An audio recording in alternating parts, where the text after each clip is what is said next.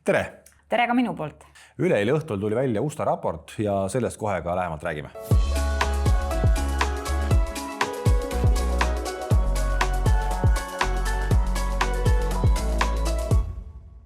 No nagu arvata oligi, siis USTA raport nisu osas näitaski langust circa 25 miljonit tonni, mis oli tegelikult ju oodatud. Samas siiski turg sellele reageeris ja toimus ju eile ja ka üleeile õhtul juba päris korralik nisutõus, ka raps tõusis korralikult. Et võib-olla rapsi osas mul ei olnud väga suurt üllatust, aga just nisu võib-olla oli natuke üllatus, et nii palju tõusis, aga oskad sa seda kommenteerida, et miks ta siis nagu tõusis, kuigi oli ju oodatud seda tulemust? Jah, et alati enne sellist suurt USDA raportit, mis prognoosib siis nii-öelda uue aasta saake, tavaliselt teeb turg ka nii-öelda oma arvutused ja prognoosid ja tõepoolest, nagu sa mainisid ka, et turg teadis, et prognoositaksegi vähem, järgmine aasta saak saab olema ka väiksem ja seda me oleme ka varasemalt juba oma saadetes siin juba mitu korda rääkinud, et tegelikult saab olema järgmine aasta vähem nisu. Ja nii tuli ka numbritest välja, kuid mis oli nüüd ikkagi turgu raputav, ma ütleksin isegi ühtepidi šokeeriv ja seetõttu ka turud rallima läksid, oli ikkagi USA taliniisu saagi prognoos. Ja see oli nüüd alla igasuguseid ootuseid ja ütleme niimoodi, et teati, et sealt tuleb vähem taliniisu. Me oleme ise ka rääkinud, et seal on põuane olukord taliniisust, vaid selline 30% on heas või väga heas olukorras, just need olulised osariigid nagu Kansas ja Nebraska, seal on tõesti väga kehv olukord, kuid siiski see olukord on ikkagi palju kehvem. Ja nüüd ka kõige viimasemad uudised näitavad, et seal tehakse ka praegu ka nii-öelda põllutuure, käiakse vaatamas, kuidas see põllupilt reaalselt on ja tõepoolest saagikuse kadu võib olla, ütleme, võrreldes eelmise aastaga isegi selline 25-26% ja see on väga suur langus tegelikult USA nisu silmas pidades ja see viiski nii-öelda USA turu ülesse ja sellele järgnes ka tegelikult koheselt meil siin Euroopa nisu Matif või Futuur ja see andis nii-öelda võimaluse tegelikult eilsel kuupäeval just põllumeestel ka müüa oma nisu hetkel nagu kõrge hinnaga. Jah, ega sellist hinda polegi olnud 26 saagi nisul minu teada või võib-olla kui oli siis väga ammu, aga praegu lähiajal pole olnud. Ikka tükk aega, et Matif ei ole tükk aega nii kõrgel olnud, kui nüüd oli, kuid me peame ikkagi silmas pidama, et see on üks pealkiri, see on ainult üks riik, see on ainult ühe riigi talinisu. Et tegelikult turg teab ja väga rahulikult, et see ei ole nii-öelda elumuutev uudis. Jah, ja mis oli teada, et me tuleme siiski ju rekordkõrgete laojääkidega. Väga oluline, et ise käisin ka eelmisel nädalal ühel konverentsil jälle ja seal ka ikkagi väga suuresti ikka rõhutati seda, et isegi kui järgmisel aastal tulebki vähem saaki ka suurtest piirkondadest, Euroopas näiteks prognoositakse ka kuskil selline 7-8 miljonit tonni vähem saaki, see oli ka just raportis. Austraalia prognoosib vähem saaki, Argentiina normaalset saaki, eelmisel aastal näiteks Argentiinas oli filigraanne nisusaak, see aasta nad planeerivad nii-öelda tavapärast, see tähendab 10 miljonit tonni võrreldes siis eelmise aasta rekordsaagiga. Venemaa prognoosib 90 miljonit saaki, seal näiteks on praegu pilt väga ilus, rääkisime ka seal nii-öelda asjatundjatega, kes teavad nii-öelda võib-olla igapäevast elu paremini, et seal on küll hetkel näiteks Venemaal siis suvi nisu külviga tõesti nagu probleemid ja nad on seal ettevaatlikud, kuid ikkagi üldpilt on väga hea ja selline 90 miljonit tonni nisu nad täna planeerivad ja sama ka Ukrainas pilt on väga hea hetkel, potentsiaal neil on toota kuskil selline 22-23 miljonit tonni nisu, kuid ka ukrainlased väga rõhutasid seda, et üks on see, mis on potentsiaal, teine on see, kuidas nad saavad ikkagi toota nende rakettide ja droonide nii-öelda selle ohu all. Nii et suures pildis saame öelda, et tegelikult eksportivates riikides üldpilt on hea, kuid tuleb tõesti vähem nisu võrreldes siis eelmise aastaga. Siia juurde peab kindlasti ära märkima ka selle, et viimased uudised näiteks ka Aafrikast on ikkagi positiivsed põllumeestele, sest seal on tulnud palju vihma ja Aafrika saagid on sellel aastal palju kõrgemad kui tavapäraselt, et näiteks ka üks meie ekspordi sihtriik Maroko on suurendanud kogu aeg enda nisusaagi prognoosi, et tavapäraselt on nad tootnud kuskil selline 3 miljonit tonni ja sellel aastal nad ootavad lausa 9 miljonit tonni. See tähendab, et seda vähem saame meie jälle sinna eksportida ja on ka kuulda, et Maroko kuulutaski välja impordikeelu mingi teatud perioodiks ja siis, kui nemad koristavad, et hoida siis seda siseturgu ikkagi kontrolli all. Jah, ja sama jutt vist tuleb ka Türgi poolt, et ka on palju vilja tulemas, et kas import nüüd kinni pannakse, seda veel täpselt ei tea, aga sellised jutud ju on tulnud sealt ka. Ja täpselt, et sellised kulujutud käivad, tõenäoliselt see nii ka läheb ja Türgis on ka praegu põllud ilusad, Türgi saaki praegu ka prognoositakse 4-5 miljonit tonni isu rohkem, et taaskord kokkuvõttes saame kaks sellist olulist importijat on kohe nagu laualt maas. Vähemalt mingiks ajaks on ju ja see kindlasti annab oma mõju. Ja kui Usta juurde veel tagasi tulla, siis muidugi Usta näeb ka seda, et natukene tõesti, ütleme, see tarbimine kasvab, eks ole, kuid nüüd oleneb ka selles, et kuidas ikkagi siin Lähis-Idas sõda edasi areneb, et kui see jääb pikaks ajaks vinduma, siis on majandusel väga keeruline, ostjariigid satuvad raskustesse ja tarbimine igal juhul vajub, nii et selles mõttes saab olema väga keeruline, et väga olulised on nüüd need lähikuud, et kas mingi lahendus selle Lähis-Ida sõjaga saab olema või mitte. No ütleme nii, et mingi mõju on kindlasti juba olemas, sest et kõrgemad kütusehinnad on oma mõju avaldanud ja majandustele ka juba ka valuutad on nõrgenenud, mis on kohalike importivate riikide majandusi siis juba mõjutanud, et nüüd on küsimus, et kas see tuleb halvem või väga halb on ju, et see sõltub nüüd sellest, kui pikk see periood saab olema, nii et seda me näeme siin lähiaegadel. Jah, nõus. Nii et praegu peamegi jälgima, et kuidas moodi siis nisufutuurid siin edasi lähevad meil Euroopas. Praegu ikkagi ilmastik on üldjuhul hea, ka Põhja-Euroopa sai siin nüüd vihma ja ka rääkides just siin ka näiteks prantslastega, eks ole, neil on ka pilt praegu tõesti väga hea ja neid kummitab nii-öelda ka see 3 miljonit tonni vana saagi jääk, mis nii-öelda uude saakiga edasi kandub, nii et ma ütleksin, et väga olulised kuud saavad olema siin ikkagi need samad mai ja juuni, et kuidas see ilmaga siin üldse globaalselt edasi läheb. Jah, ja kui laojäägid on suured, siis ja kui tuleb korralik saak ka Euroopast, võib-olla mitte nii hea kui eelmine aasta, aga siiski korralik, see ikkagi tähendab mingi hetk sellist müügisurvet nii-öelda hooajal. Ja just ja tegelikult, kui me räägime kogu aeg siin ka fondidest, siis fondid on ennast positsioneerinud ka selliselt, et nad näevad, et USA futuurides on nad nii-öelda on ostnud hästi palju futuure ja panustavad nii-öelda USA hinna tõusule, kuid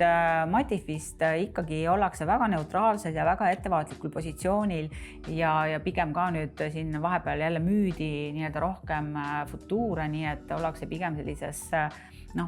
panustavad rohkem võib-olla langusele, kui nii võib seda siis analüüsida. Jah, ja tegelikult seda langust ju, kui lihtsalt vaadata fundamentaalnäitajaid, kus tootmine väga ei tõuse, jääb samale tasemele või ütleme ka laovarud ka ju väga palju ei vähene, aga tarbimine ei tule kaasa, vähemalt hetkel tundub niimoodi, siis fundamentaal peaks ütlema ka, et see hind peaks ikkagi alla minema, sest tarbijad ei ole hetkel nõus selle hinnaga väga ostma. Jah, täpselt nii, ikkagi see $240 tonnist on see, mis on võib-olla selline piir ostjate jaoks hetkeseisuga. Ja kui Ustast edasi rääkida, siis mida turg võib-olla natukene ootas, oli võib-olla maisi uudiseid, et maisi saagikust uueks aastaks ikkagi vähendati -17 miljonit tonni versus siis 25 hooaeg. See tähendab, et maisi tuleb vähem ja seda me tegelikult näeme ka globaalselt, et maisi on külvatud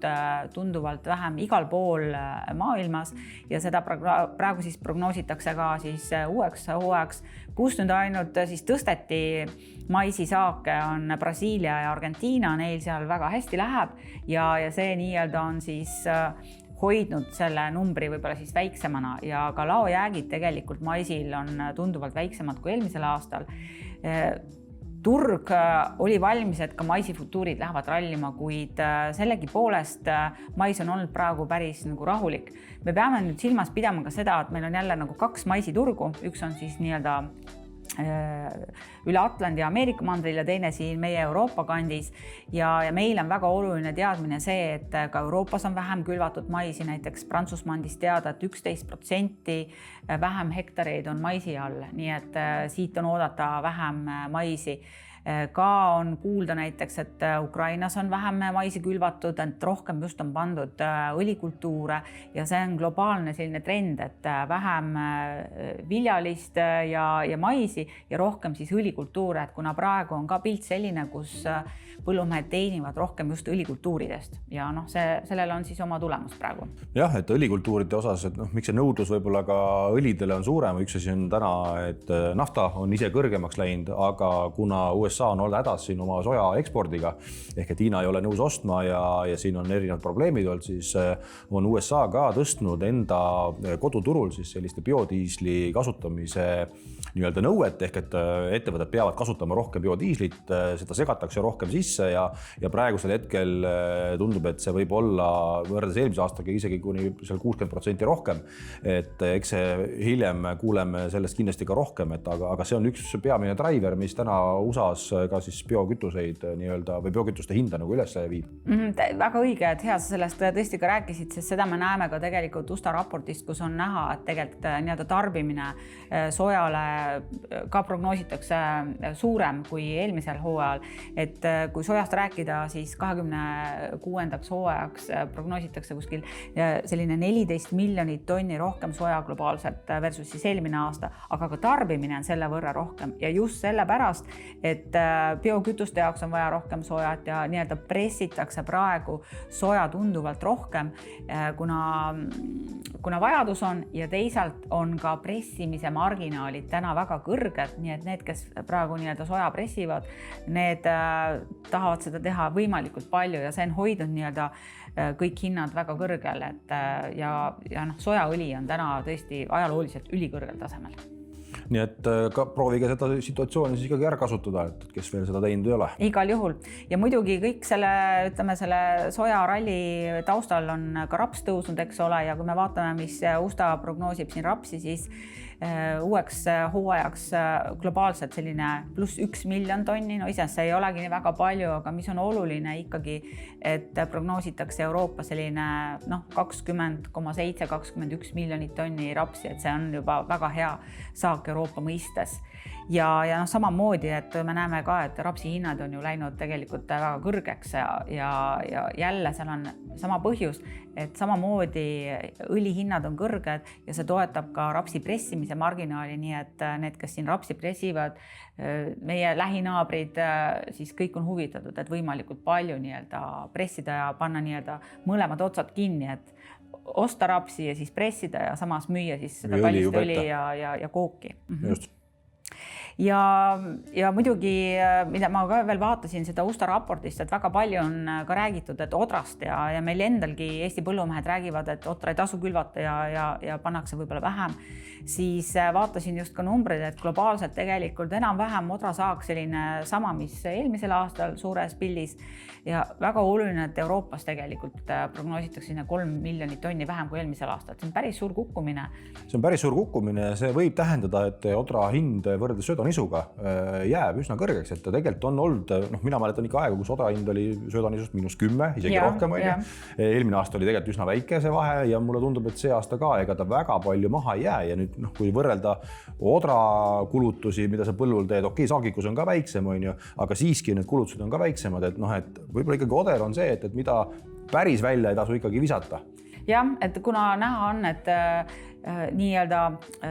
sööda sees on ta ikkagi väga oluline kultuur nii Eestis, aga ka siin Euroopas, nii et ses mõttes ma ka ütleks, et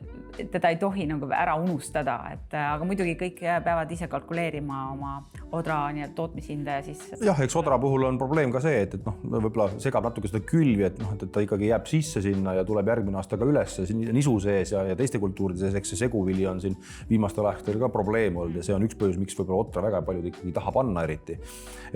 Aga kui sa ikkagi selle poole oskad tervena hoida, siis ma usun, et ei ole ta kahjumlik väga. Ja tegelikult me saame võtta usta kokku sellega, et nisu prognoositakse vähem, kui tegelikult fundamentaalselt meil on piisavalt nisu, midagi puudu ei ole. Sama on tegelikult maisiga, et maisi prognoositakse tunduvalt vähem ja ka lõpud on palju väiksemad võrreldes eelmine aasta, kuid jälle kaupa puudus ei ole ja nüüd oleneb ka, et kuidas moodi siin veel siis Brasiilia ja Argentiina ikkagi nüüd õnnestuvad. Ja USA loomulikult, kes on kõige suurem maisi kasvataja ja siin maisi osas ma ikka veel tulen tagasi selle juurde, et juuni lõpus me saame tegelikult alles teada, palju USA ikkagi seda maisi külvab, et see võib ka veel turgu liigutada. Nii et peab veel ootama. Ja praegu me sõidame puhtalt ikkagi kõrgete õlihindadega ja kõrgete sojahinna tuultes, need hoiavad nii-öelda siis ka õlikultuurid kõrgel tasemel. Kui sõda peaks lõppema, kõik kukub fundamentaali ja siis hinnad oodatult kukuvad nagu tagasi. Seda turg nii-öelda ootab ja prognoosib selliselt. Jah, eks seetõttu ongi kõik väga ootusärevuses. Ja muidugi teine küsimus kohe tekkis ka see, et näiteks ka sellel konverentsil, et okei, kui hinnad kukuvad alla, aga meil on sisendihinnad väga kõrged, eks ole, kütusehinnad väga kõrged, et mis see tulevikuprognoos siis sinna 27-28 on ja nähakse ka seda, et isegi kui meil tuleb see langus siin läbi teha, siis nisu hinnad võiksid tõusta 27-28 saagil uuesti, et kuna lihtsalt globaalselt üks mees ütles väga hästi, et põllumeestel on selline tugev power, et kui ikkagi globaalselt põllumehed ei külva ja on näha, et ikkagi see ei ole kasumlik, siis tuleb nii-öelda lainena hiljem järgi ja hinnatasemed peavad siis tõusma seal 27-28 saag, vähemalt hetkeseisu arvestades. Või läheb nõudlus ülesse. Või siis niimoodi. Ja, aga mida siis põllumehed teevad ja meie mõistes siis me vaatame täna ikkagi peamiselt põllumeest Tootsi. Põllumeestele me ka ikkagi oleme siin soovitanud kõrgeid tippe, kui nad tulevad, et kindlasti ära kasutada ja eile me siis põllumeest Tootsile ka siis kasutasime ära seda situatsiooni ja tegime siis nisu ja otra mõlemad siis 100 tonni. Ja praeguse hetkeseisuga võime siis öelda, et kui rapsiga me eelmine kord jõudsime juba poole peale ja rapsi kindlasti praegu juurde ei pane, kuna riskid muutuvad väga suureks siin, kevad on ikkagi veel ees ja talinisu on nüüd praegu meil seal kuskil 40 plussi peal, kergelt 41 või 42% ja talioder siis 46% sellest saagi prognoosis siis, mis me eeldasime ja see tähendab seda, et rapsi me oleme fiksanud praegu 2 tonni hektari kohta, nisu on siis 2,7 ja otra siis 2,8 tonni, nii et nüüd vaatame selle nisu odraga ka, et peab ikkagi jälgima seda ilma, et me siin natukene üle ka ei fikseeriks, et seda kogust peab ka jälgima. Nii et vaatame, mis hinnad tulevad siin nüüd ikkagi lähipäevadel ja kui nad ikkagi jäävad kõrgeks, siis nagu siin ennem ka Marge siin ütles, et ega nii kui fundamentaal mängima hakkab, siis võivad hinnad päris tugevasti kukkuda, nii et kasutage neid kõrgeid momente ära. Kindlasti ja ma tahtsin veel seda ka lisada, et Toots on tegelikult fiksanud, ütleme, et kui me arvestame Euroopa keskmist põllumeest, on fiksanud tegelikult rohkem, et siin kuuldavasti on sakslased fiksanud kuskil sinna 20% juurde ja siin lätlased, leedukad ka kuskil seal võib-olla 15-18% juurde, et olenevad, kuidas nagu vaadata, aga jah. Jah, ja ega Eesti põllumehed ka, ma arvan, et on seal kuskil 25-30 kandis. Arvad, et nii palju? No ma arvan, et seal 25 kandis võib vabalt juba vaikselt olla, et sõltub muidugi seda, et kui palju seda nii-öelda, millise seda põlluolukord on ju, et see piirkond on erinevad ja mõni põllumees on kindlasti rohkem, mõni vähem ja paljud ei ole ju üldse midagi teinud. Nii et seda on väga raske hinnata täna, et kui palju siis Eesti põllumees tegelikult fikseerinud on. Aga siis järgmine kord juba räägime uutest uudistest ja siis saab juba jälle teha uusi otsuseid. Just, kohtumiseni järgmisel korral. Kohtumiseni!